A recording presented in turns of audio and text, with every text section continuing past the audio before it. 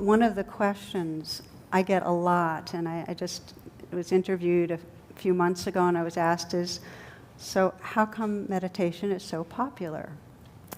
And something in me has a kind of good news, bad news response, which is the bad news is people are so stressed. We are so speedy a culture. There is so much anxiety and depression that there's a real yearning for something that can help us to slow down and come back and be here for our lives. There's a sense I hear from people of, it's kind of like we're on the surface racing to the finish line. And what do you get at the finish line? Death. And not dropping into our moments. So that's the honest, it's not bad news, but there's a kind of sense of there's a lot of suffering. And the good news is, and I really sense this, that there's an evolutionary unfolding going on, whereby there's more and more of a sense of what's possible. That it's really possible to touch a great freedom. That happiness, that loving without holding back, that really living from our fullness is possible. And then there's this yearning to find the ways of paying attention that allow us to really live from our fullest. So I find that there's both of those elements in it. And it's always interesting to me, I think of it like exercise, that just the way exercising the body makes us more healthy, exercising the mind works. It really does. And there's now probably over 10,000 pieces of really good research that are showing the benefits of meditation on everything, on the benefits on our physical health, on our immune system, on sleep disorders, on addiction, anxiety, on different ways of working with pain. And so one of the most interesting ones is that a number of my friends are working on research on helping to slow down cognitive decline. Really interesting. And so sometimes we think about, all the different workshop titles you can have in terms of come and learn meditation, learn to lose weight, improve your sex life, gain intuition about financial stock market. It's like, of course it's popular, it gives us all these powers in a different way. But in the deepest sense, the research is validating really what the mystics have been in some way saying for a millennium, which is that when you learn to pay attention, you end up coming home to your own natural wisdom. You come home to a boundless quality of loving, and you have access to real freedom. And I think in a very deep sense, we're drawn to that level. And there have been these gatherings of scientists and meditation teachers all kind of pointing to the same thing. One of the first gatherings like this was in Washington, and there were a lot of the neuroscience community was there, tons of researchers. The Dalai Lama presided, which was fun. And a story that I love was because he had just come out with his book, The Revolutionary Art of Happiness, and the network news was interviewing him, and they asked him to share his happiest moment. So he thought for a little bit, and he gave that mischievous look he gives, and he said, "I think now." And isn't it true? That the only moment that we can be happy is if we're right here, like really happy. And the only place we can truly feel love, we can think about love, but to live it, to inhabit it, is right in this moment. And in creativity, this moment. It's like everything we really cherish involves a homecoming right here. So how do we arrive? How do we practice? I read a verse. This is from the Desert Fathers. Is there anything I can do to make myself enlightened? As little as you can do to make the sun rise in the morning. Then of what use are the spiritual exercises you prescribe to make sure that you're not asleep when the sun begins to rise? Right? So we come here to train our minds so we're available. In a way we're saying, so we're available for freedom, so we're available when we're with someone that we care about to really listen. Or so we're available to look at this moon that's, this big orange moon that's out right now. So we're here for this life. So the Buddha taught that what we cherish, this wisdom, this love, is already here. And meditation we're not trying to get somewhere else.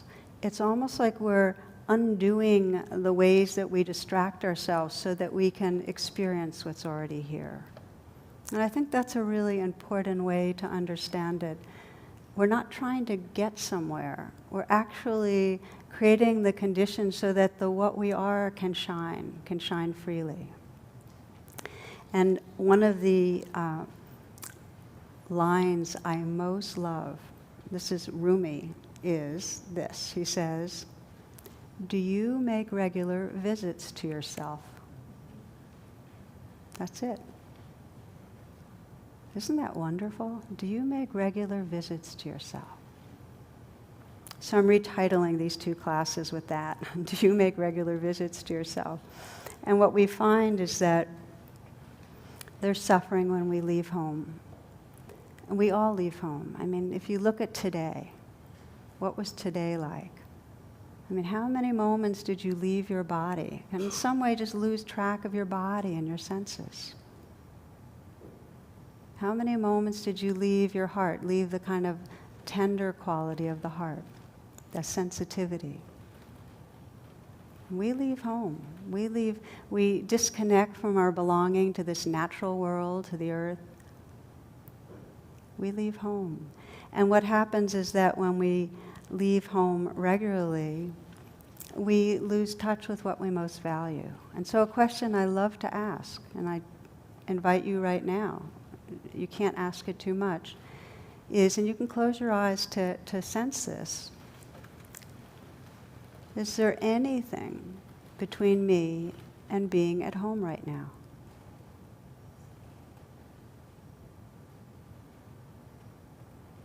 Is there anything between me and being at home right now? You might scan, sense in your life if there's something going on.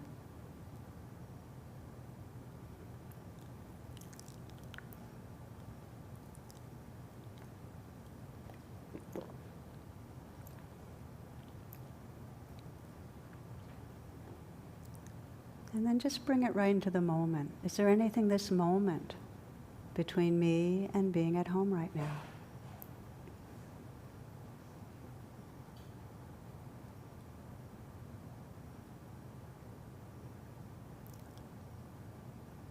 There's an understanding that our real sickness is homesickness.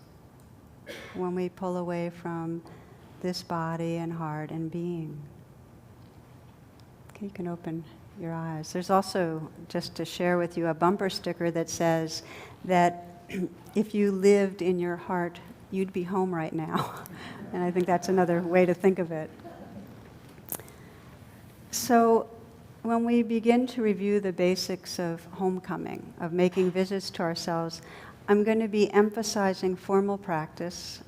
Sometimes it's called on the cushion sitting, but it could be formal practice of standing. But it means taking a kind of period of time that you know this is dedicated to presence. That's simple. I'm emphasizing formal practice, but it's not even relevant unless we bring this awakeness, this tenderness, this presence to our moment-to-moment life. That's the reason. So the core of this wise practice and the basics of practice are, I'm going to divide into kind of two segments. And one of them is intention. What's our attitude in approaching meditation? And the other is attention. How do we train ourselves to pay attention? In the past, every time I've taught something like this, one of these kind of back to basics, I've spoken for a few minutes on intention, and then the rest of the time has been how do we train our minds. I'm doing it differently now. I'm spending a lot more time on what's our intention. Because what I've found is it doesn't matter so much what practice you do. You'll notice that there's tons of practices out there if you look up meditation. What matters is the quality of heart and sincerity and how you're approaching it. If you're wholehearted, your practice will wake you up. If you're rigid, it won't. So I want to go into this a little bit because here we're saying, do you make regular visits to yourself?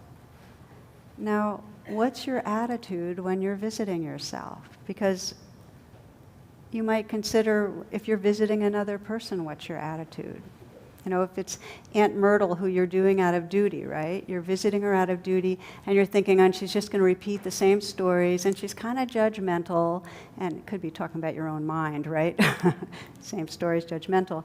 But you're going to get bored, or you're going to get reactive. What's your attitude in going towards that? So we start to sense that when we visit ourselves, it might not always be comfortable what we come to. And what's our approach to that? For many of us, and the reason this is so important to me, I've watched thousands and thousands of people start meditation and drop it. And when I talk to them, because sometimes they'll come back 8 years later, and when I talk to them, they say, well, it was just I was adding another exercise, another should, and I didn't think I was doing such a great job at it anyway, and it just ended up being not fun or boring. And that's because of the attitude and how we're visiting ourselves. So I want to acknowledge some assumptions that are built into any meditation class that you'll go to, and so that we can get them out front. And one of the assumptions that most teachers I know, including myself, have is it's valuable to practice regularly. Okay? That's one assumption. It's valuable to practice regularly. That really serves waking up. Another assumption is that there are certain ways of practicing that are going to benefit you, that there are good ways to practice. And then the last assumption is that there are benefits to this. Now, the reason I bring up these three assumptions about it's good to practice, there's good ways to practice, and there's good benefits is, as soon as you have good, you have bad, okay? And it's a setup, which is maybe I'm not practicing regularly, so I'm falling short on how often I practice. I'm not practicing right, I'm not doing this right, and I'm not getting any benefits. And so it's a setup for judgment and failure. And I see so much judgment circling around the world of meditation. So if tonight's talk can help you, if you're an old-timer, to let go and have more fun in the practice, and if you're new, spare you the judgment, I'll be really happy, really happy. We want results quickly. We're impatient. It's like being impatient around our microwave. It's so amazing to me, You have to wait a minute for something that used to be 40 minutes, and we're like pacing, It's our culture. And, in the magazines now, they have these ads for meditation, just 4 weeks and meditate like a monk, and you can, and all you have to do is listen to certain sound beeps, and, and not that some of these sound current technologies are great, and it's playing into something, as you know, this instant grad kind of culture. When the Insight Meditation Society, IMS, set itself up 20-some years ago, whatever, 30 years ago, early on they got a letter addressed to the Instant Meditation Society. So you get the sense of it.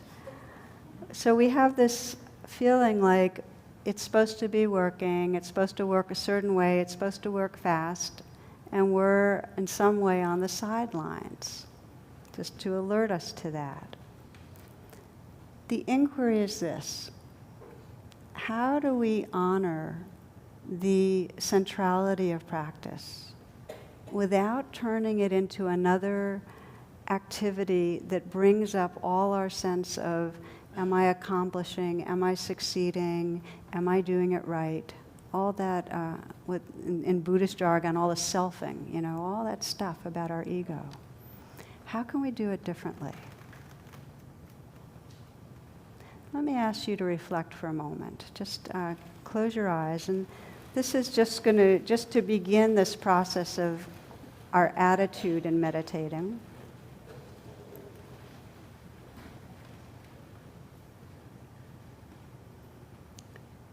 And this is for anyone who has any sort of a practice in meditation.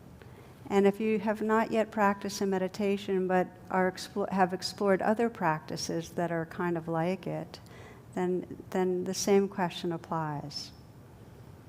And the inquiry is this: what is your relationship with meditation practice? In other words, what's your attitude as you maybe sit down to meditate when you're going to visit yourself?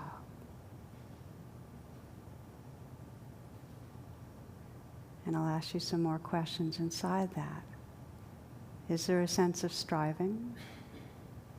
Is there a sense that you've dragged yourself to the cushion? Is there a sense of half-heartedness, that you're doing time? Maybe you've set your little timer and you're just waiting.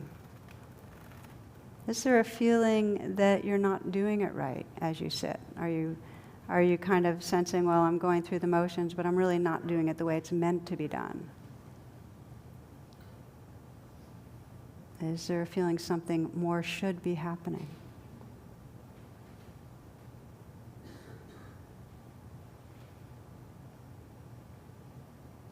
Do you have some feeling you're just not cut out for it? That it's just not right for you? Do you have a feeling that you're not doing it enough, long enough, frequently enough? See if as you just reflect on this, you can not add another judgment for the fact that you're judging yourself. Just notice it. What's the attitude?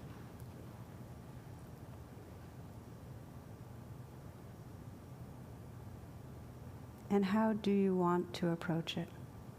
How do you want to approach these practices of homecoming? What do you want the attitude of your heart and mind to be?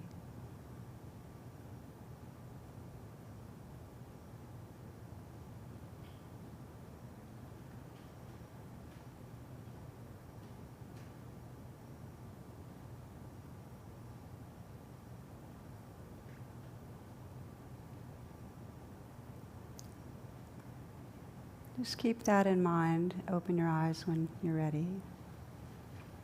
Many years ago, Thich Nhat Hanh, a Vietnamese Zen teacher, went to a San Francisco Zen center, and Zen centers are very rigorous, as some of you know. And on one of the days that he was teaching, he was asked by the students how they could improve their practice. And I want to read you what he said. You guys get up too early, for one thing. You should get up a little later. And your practice is too grim. I have just 2 instructions for you this week. One is to breathe, and one is to smile. Can you sense the tone there? I can sum up what I have found as the essential ingredients of an attitude that can carry us all the way. And there are really three words that I like, and one is interested.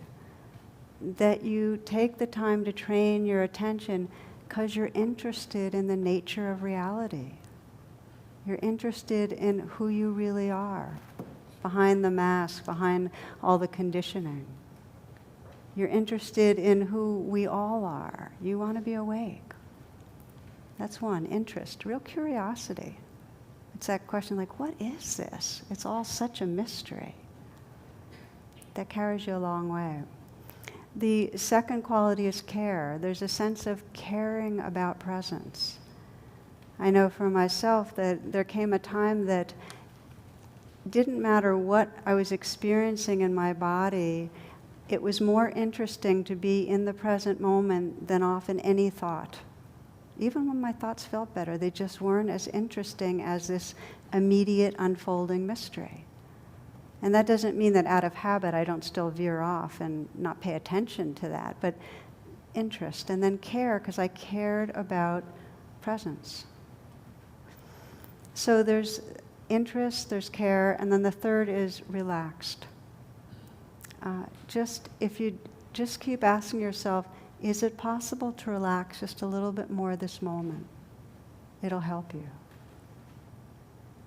So I share this, and I've taken my time on it with you new students because I so cherish what's possible in these trainings of the heart and mind that I'd love you to be able to enjoy it and design a practice for yourself that you can enjoy, even if it's just a few minutes a day.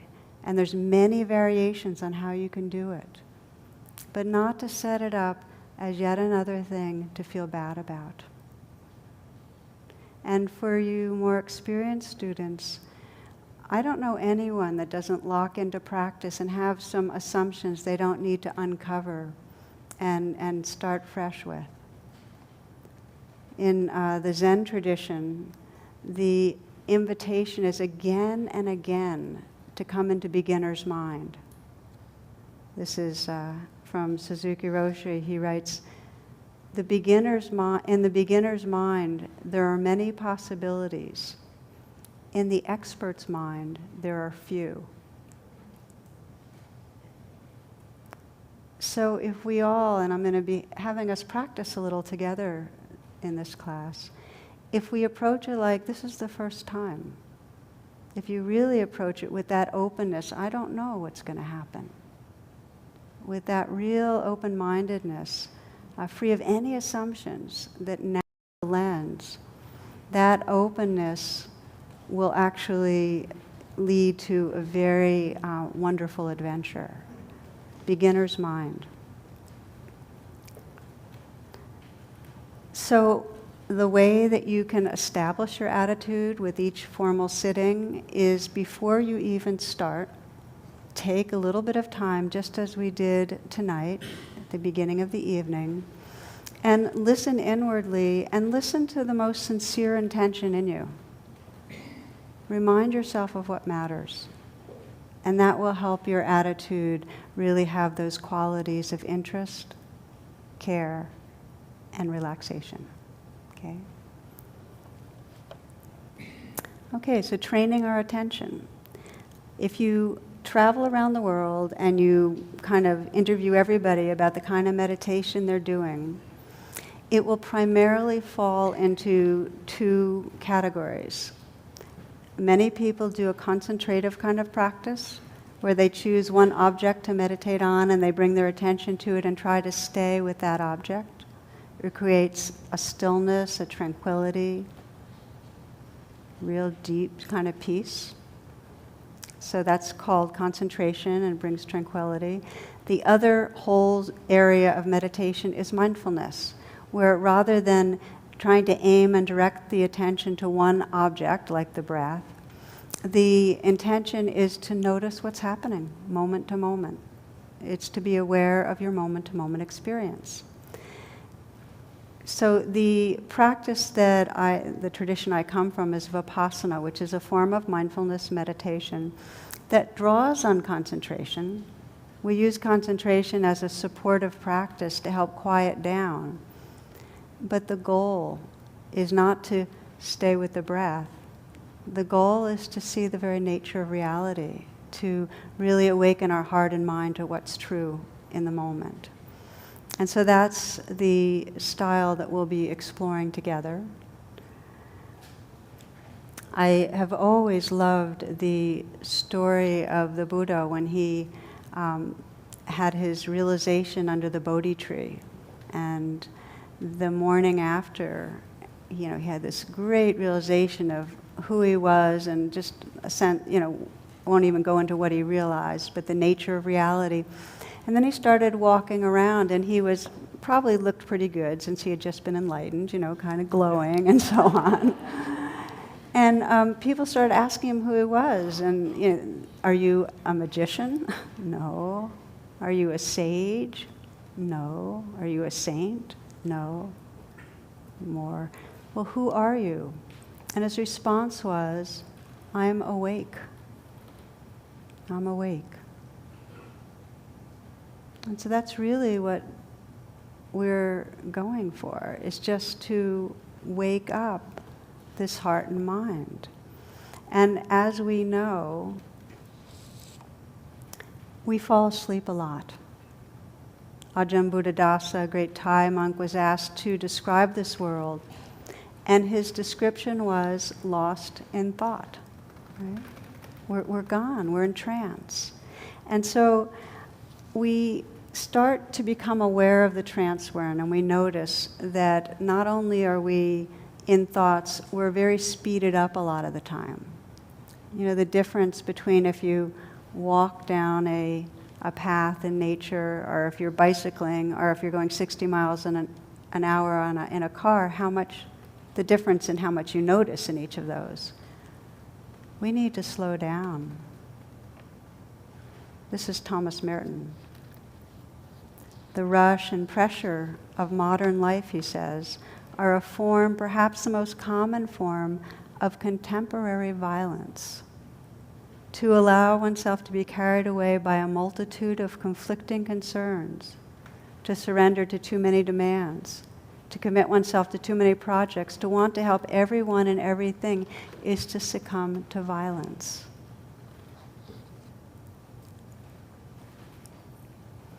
I share that because speed is a really big thing in our culture. It keeps us in trance, and it affects our hearts. I often share that in the Chinese script, the word for busy and the word for heart killing are very similar. Heart killing. So meditation is getting less busy in our minds, getting less busy in our bodies. And the way that we'll explore it is in two parts, in this kind of way of undoing our busyness. And one part is what I call coming back. How do we, when we're lost in trance, come back? And just take some time with that this evening. And then the second part is being here. How do we stay? How do we stay when our emotions are difficult? When we're feeling angry and we want to just lash out? How do we stay? Really important to learn to stay. So for the rest of the evening, we'll be exploring coming back here. And the metaphor I find really useful in coming back, which I've shared with some of you before, is this wheel of awareness. And that presence is the hub of the wheel. And we're constantly busily leaving. We go out the spokes. Our thoughts just take us out until we're pretty continuously circling around the rim in our trance. Okay? And so with meditation, we notice that. We say, oh, okay, thinking. And we invite ourselves back right here. And we keep on inviting ourselves back. And it doesn't matter that we keep leaving. You are changing your neurocircuitry every time you notice you've left and you gently say, come back. It doesn't matter if you leave again. It's just you're learning more how to undo that pattern. So it's coming back again and again. the beginning of coming back is to get a taste of what it's like to be here. So I always start a meditation with a taste of presence. And what that means is that we relax, because as you begin to relax, you start coming home again. And it means we open up our senses. We pay attention with all our senses. So what I'd like to do is have us do that right now, because this is the first step of coming back. A taste of presence.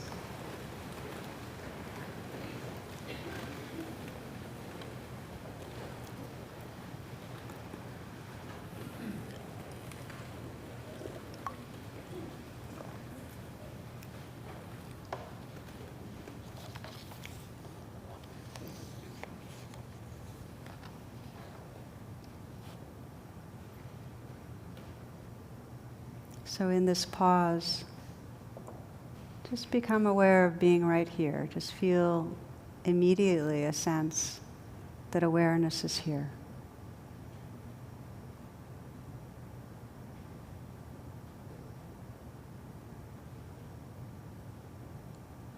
And as we did earlier, you might sense that smile spreading through the eyes, the corners of the eyes up a bit, and softening around the eyes. The slight smile at the mouth. Just feel the inside of the mouth smiling. So the face is soft. You might soften the shoulders, let the shoulders relax back and down.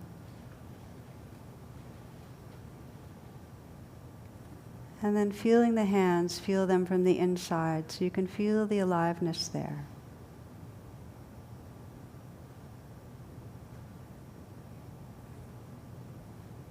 Softening the belly.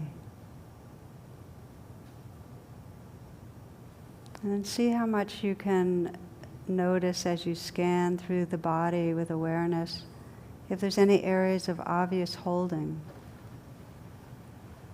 Relaxing and letting go. So that in this relaxing, it's a relaxation that's filled with awareness. It's not just slack, dead weight. It's a softening that allows this aliveness, this space of awareness to be experienced.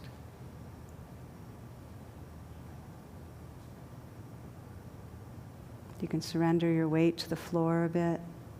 Just allow the tissues of your body to return to their intended place, aligning with gravity.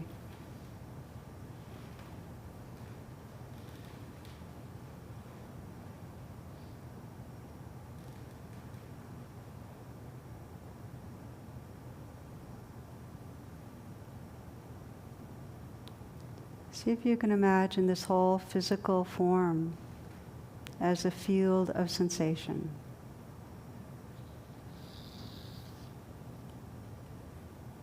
And can you feel the movement and quality of the sensation, the tingling or vibrating, the heat or cool,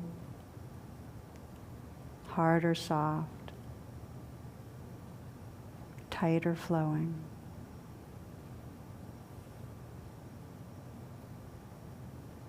Just awaken this whole sense of sensation, this dance of sensation.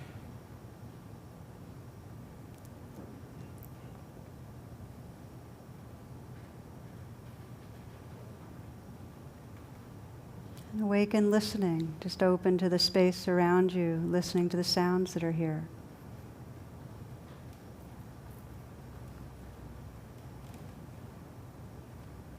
Can you imagine receiving this symphony of sound, letting the sounds wash through you?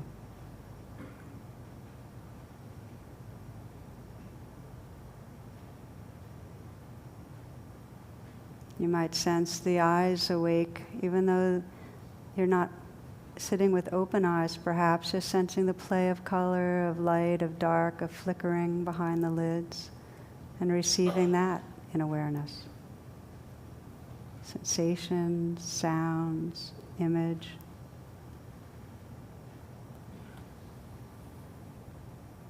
Feeling your breath and sensing the space around you, be receptive to any sense that might be in the air.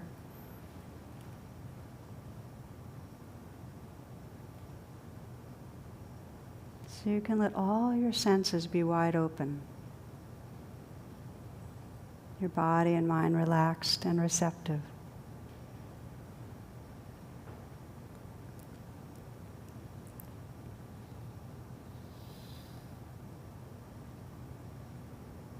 And as you're aware of the sounds and sensations, feelings in the body, you can also be aware in the background of presence itself, that which is aware.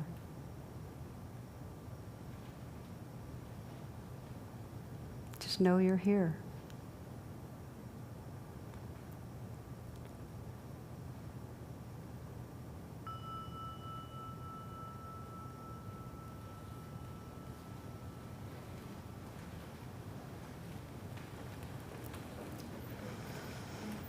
Now, some of you might be thinking, well, that's the whole meditation itself. That was as much time as I'd be spending, or whatever. And it can be a whole meditation. You might just let your meditation for the time being be, I'm going to have a taste of presence this morning or this evening. And just as we did, just take some moments to relax your body and to wake up your senses. Know that you're here. That's a beautiful way to start the day.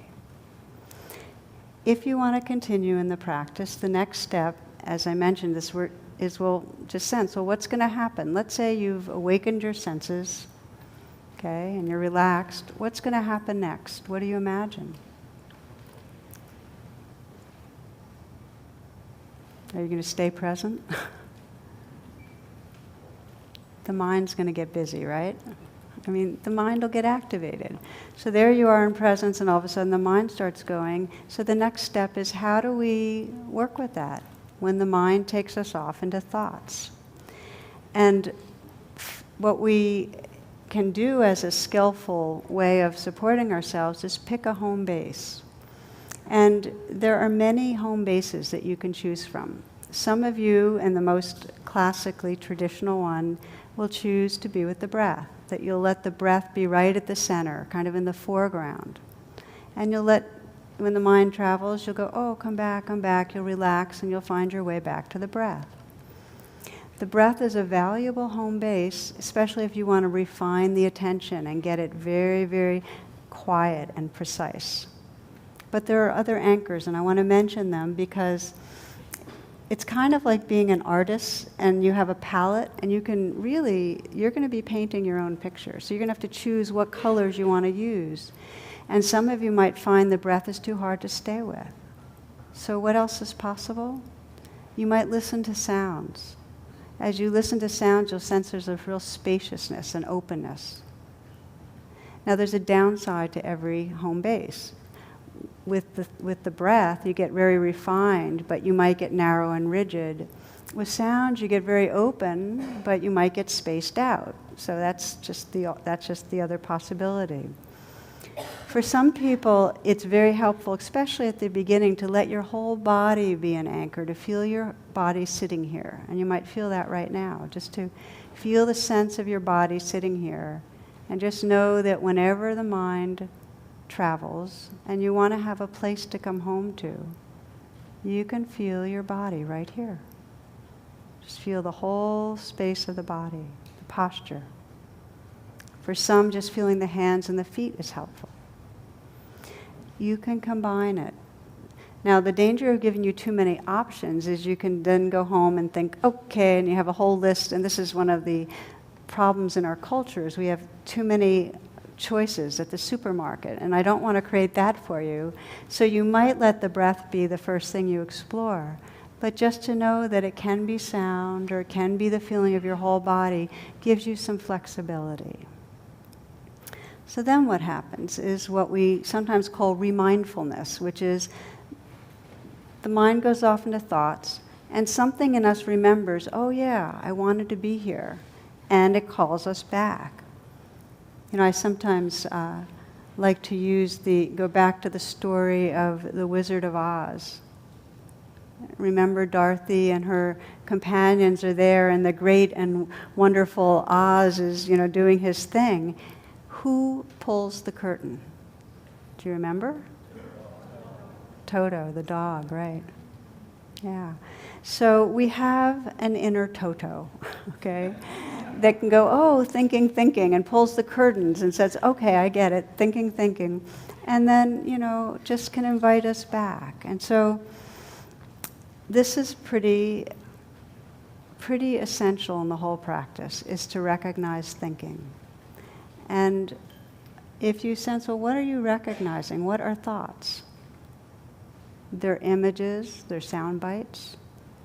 Okay, it's just phenomena going on in the mind. And yet we get really attached to them. One writer says, we have 80,000 thoughts a day, and 95% of them we had yesterday. So we have this familiar cocoon of thoughts going around, and a lot of the time we're just surfing the channels, and it's not like nobody's actually doing it. They're just surfing by themselves. And just to say that many of our thoughts are really, really important and valuable. I mean, we wouldn't be here unless we had thoughts. We wouldn't have buildings and poems and medicines and everything. And we wouldn't be able to communicate. So a lot of our thoughts are productive, creative, serviceful. But really, when you think of what happens as you go through the day, how many of your thoughts are really in that category? I sometimes say, how many of your thoughts are like Discovery Channel or Planet Earth versus all the other commercials that we, end up spending time on? Not many. So we begin to sense that we need to have a way to wake up and come back home again. This is a reading from Ajahn Sumedho, who's an American, a monk but he's in Great Britain. He says, the practice of letting go is very effective for minds obsessed by compulsive thinking, which is most of us. You simplify your meditation practice down to 2 words, letting go. Rather than try to develop this practice and then develop that and achieve this and go into that and understand this and read the suttas and study the Abhidhamma and then learn Pali and Sanskrit, then the Majjhima Nikaya and then the Prajnaparamita, rather than getting ordinations in Hinayana, Mahayana, and Vajrayana, write books and become a world-renowned authority on Buddhism, instead of becoming the world's expert on Buddhism and being invited to great international Buddhist conferences, just let go, let go, let go. I did nothing but this for about 2 years. Every time I tried to understand or figure things out, I'd say, let go, until the desire would fade out. So I'm making it very simple for you to save you from getting caught in incredible amounts of suffering. There's nothing more sorrowful than having to attend international Buddhist conferences.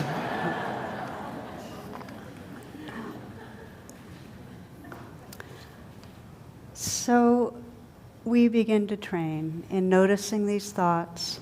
And letting go doesn't mean we vanquish the thoughts. It just means we're not lost inside them. And there's a difference.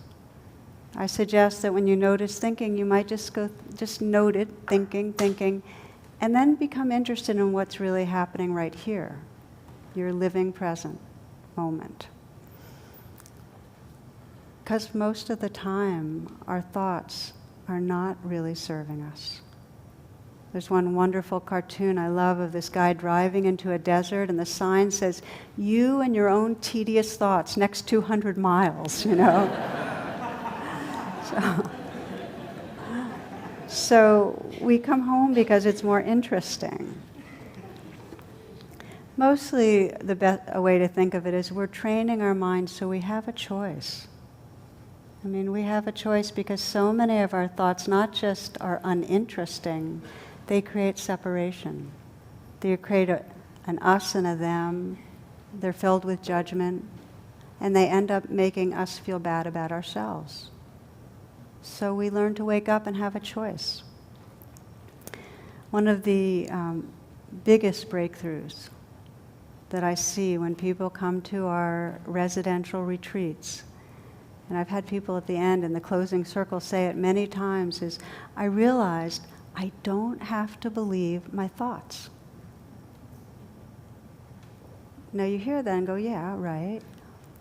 But think of it, we spend most of our time having this movie of the mind and believing that that's what's real.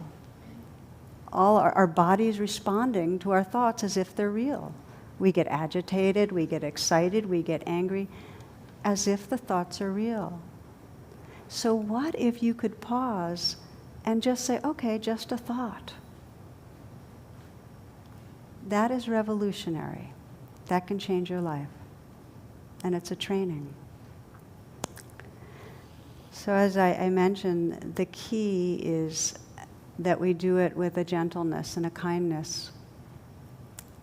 You know, there's a poem I love that describes how to work with our neurotic patterns, and it says, repeat yourself as long as it's interesting. And I think it's the same thing. We keep on going into the same thought patterns. What's wrong with me? What's wrong with you? What I have to do to be okay? And finally there comes a time where something in us says, wait a minute, I don't want to live in that trance any longer. And so we don't try to go to war with our thoughts, because that never works. If you're at war with your thoughts, you'll be at war for the rest of your life. We can honor them. We can say, thank you very much. And what's actually happening right here? And take refuge in what's present in the moment, rather than the storyline.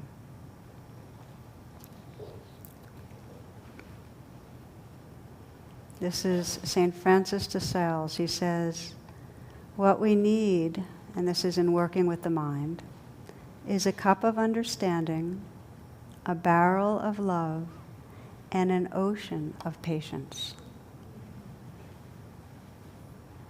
He says, bring yourself back quite gently, and even if you do nothing during the whole of your time, bring your heart back 1,000 times. Though it went away, every time you brought it back, your time would be well employed.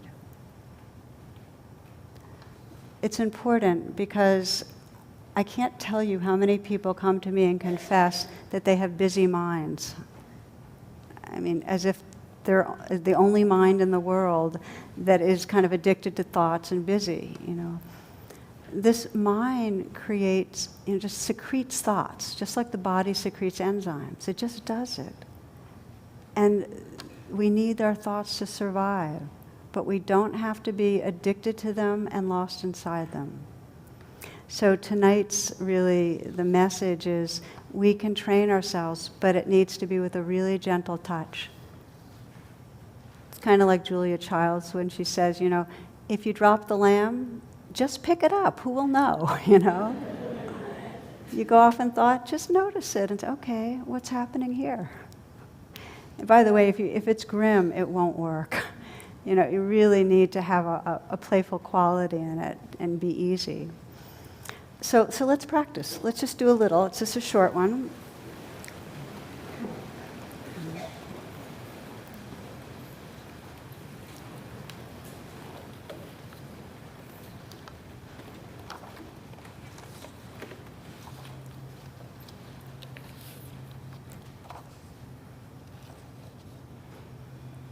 Just in a simple way, because it's just going to be short, so you don't have to tense against it and go, oh, here we go.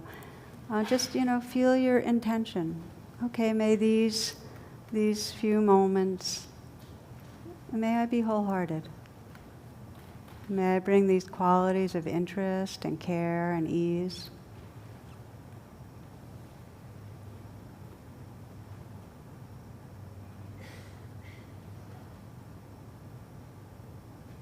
And you might imagine that you've already just done that first piece of establishing presence, tasting presence, but feel it again. Feel your body, inhabit your body, and see if you can just relax a little bit more right now.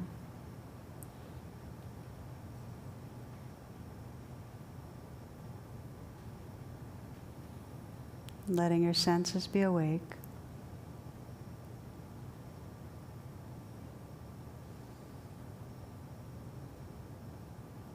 And just for the time being, sensing your anchor, your home base. And without going into much choosing, you might just let the breath be your anchor for now.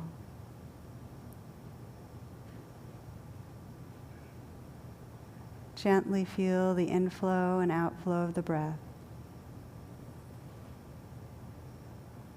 And see if it's possible to really relax as the breath comes in.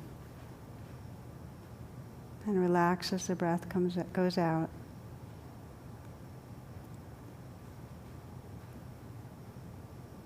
You can feel the breath, but you might also be aware of the sounds that are here, of the larger realm of sensation. So it's not a tight attention to the breath.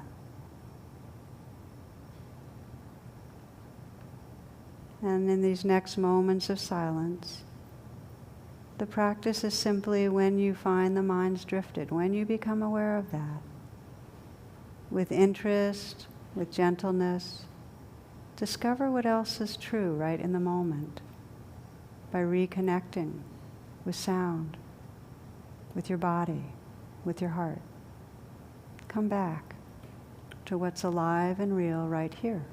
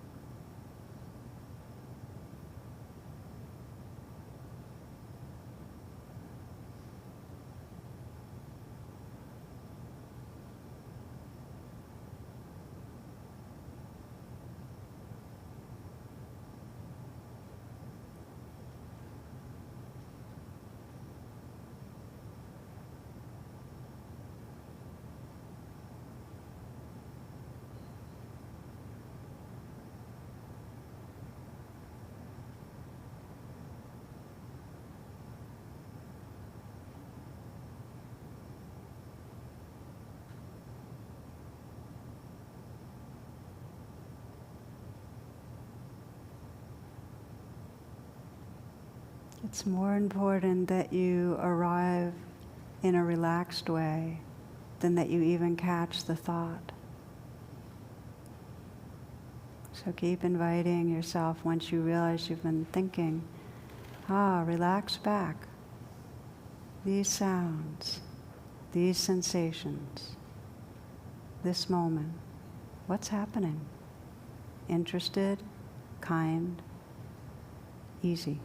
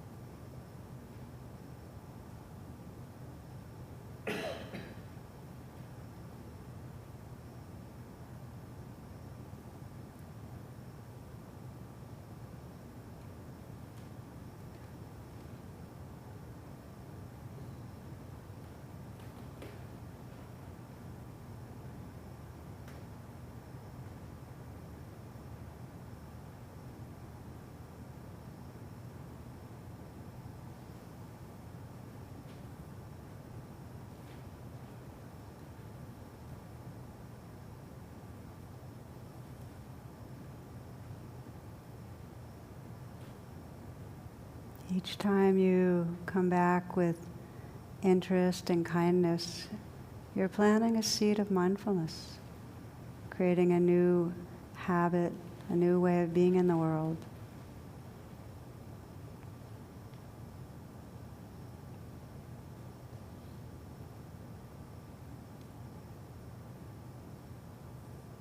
This is the poet Wu Man. He says, 10,000 flowers in spring, the moon in autumn, snow in winter, flowers, 10,000 flowers in spring. If your mind isn't clouded by unnecessary things, this is the best season of your life.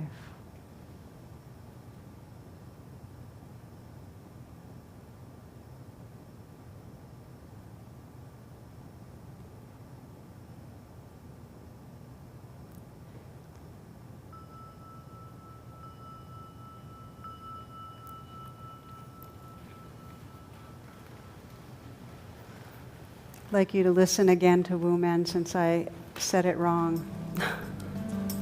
And it's so beautiful. 10,000 flowers in spring, the moon in autumn, a cool breeze in summer, snow in winter. If your mind isn't clouded by unnecessary things, this is the best season.